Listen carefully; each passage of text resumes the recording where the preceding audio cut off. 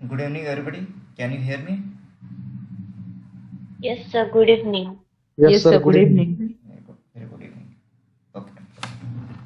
So हम लोग syllabus discuss कर रहे हैं एंड सिलेबस में हम लोग फार्मेकोलॉजी का डिस्कशन चल रहा है हम लोगों का। सो जो भी डिस्कशन चल रहा है उसके बेस पे फार्मेकोलॉजी का पर्टिकुलरली मैंने कल एक टेस्ट दिया था आप लोगों को गूगल फॉर्म का एंड मैंने कहा था कि ये कंपल्सन है ये टेस्ट। सो आप में से किसने वो टेस्ट अभी तक दी नहीं है? ग्रुप में से कोई है जिसने वो टेस्ट अभी तक सॉल्व की नहीं है? ऐसा कोई? आप सभी ने ट्राई की है, उस टेस्ट को किया है? Yes, sir. Yes, sir. Okay. So उसमें जिस तरह के क्वेश्चंस पूछे गए उस टेस्ट में, तो वो क्वेश्चन सभी एग्जाम्स के हैं, जो कभी ना कभी किसी एग्जाम्स में, रिक्रूटमेंट के एग्जाम्स में वो क्वेश्चंस आए हुए हैं और वही क्वेश्चंस मैंने आपको दिए थे टेस्ट में। तो आपको एक अंदाजा आया होगा कि जो भी हमारा डिस्कशन चल रहा है उसके बेस पे भी हम क्वेश्चन सॉल्व कर सकते हैं, उसके बेस पे क्वेश्चंस आते हैं। ठीक है, तो डिस्कशन में पार्टिसिपेट कीजिए, इन्वॉल्व हो जाइए डिस्कशन के अंदर में। आपके जो भी आंसर्स है, करेक्ट हो रॉन्ग हो जैसे भी हो, आप आंसर देने की कोशिश कीजिए। जब भी आप आंसर देने की कोशिश करते हो तो आपका ब्रेन एक्टिव हो जाता है, और ब्रेन अगर एक्टिव होता है तो हम जो भी डिस्कशन कर रहे हैं वो लॉन्ग टर्म तक याद रहता है, हमारी मेमोरी में वो बना रहता है। तो इसीलिए आप लोगों ने एक्टिवली पार्टिसिपेट करना चाहिए। तो चलिए हम लोग डिस्कशन कंटिन्यू करते हैं। सो मैं अभी स्क्रीन शेयर करता हूँ। हम लोग ड्रग्स एक्टिंग ऑन दी सीवियर्स डिस्कस कर रहे थे, उसमें हम लोग एंटी एंजाइनल ड्रग्स के बारे में बात कर रहे थे।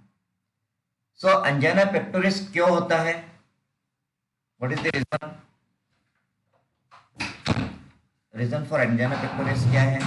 Due to the decrease Irregular in supply of oxygen blood. supply.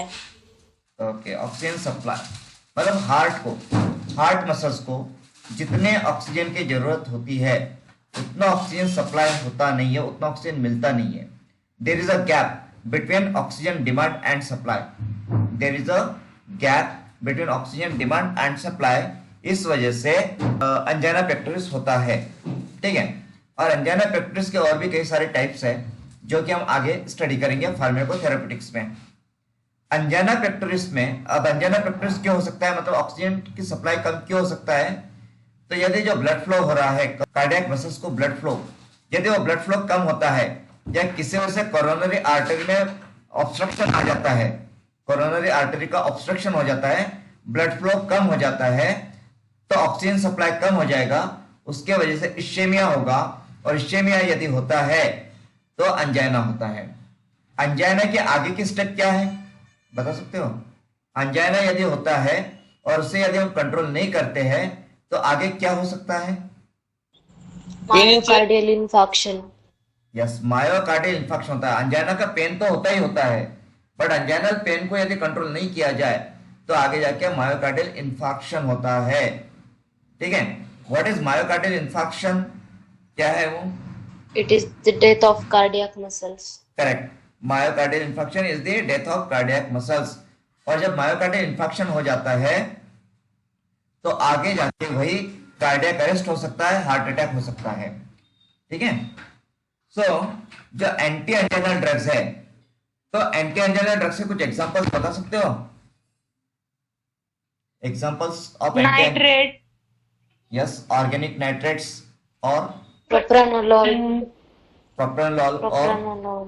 Yes, glycerine Beta blockers, trinitrate, calcium channel isosorbide dinitrate. blockers. Okay good.